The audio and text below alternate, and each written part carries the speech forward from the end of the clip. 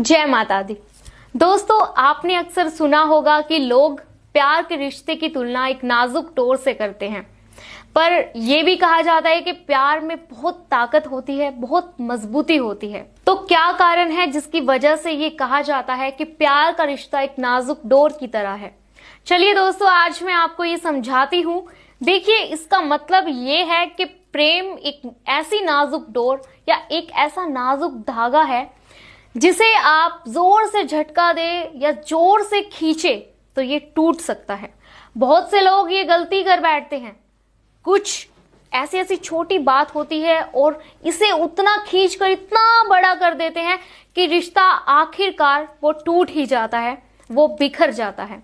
आपने बहुत बार देखा होगा कि लड़ाई हो जाने के बाद हमें महसूस होता है कि किसी कारण तो कुछ इतना बड़ा था ही नहीं जो हमने इसे इतना बड़ा बना दिया, और बहुत ही छोटी सी हम गलती कर बैठते हैं जिसकी वजह से गुस्से में आकर हम अपने रिश्तों को खत्म कर देते हैं, अपने प्यार को दांव पर लगा देते हैं।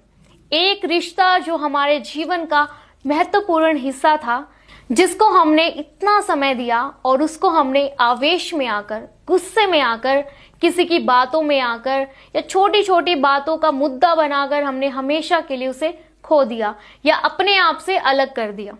दोस्तों, अब जो विधि मैं आपको बताने जा रही हूं, उस विधि से आप किसी को भी सम्मोहित कर सकते हैं या कहूं तो अपने वश में कर सकते हैं। तो सबसे पहले तो आप कोई एकांत जगह ढूंढ ले जहां पर आपको इस विधि को करना है।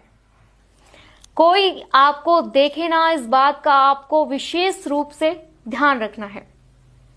जैसा कि आपको बताया मैंने, एकांत जगह मिल जाए तो वहीं पर अपना आसन लगाकर आप बैठ जाए।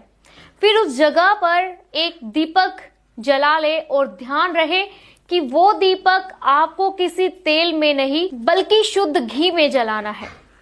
दीपक जला लेने के बाद आपको एक मंत्र का 11 बार जाप करना है, और वो मंत्र कुछ इस प्रकार है: दर्शन कतम कुरु कुरु मंत्रो स्वाहा।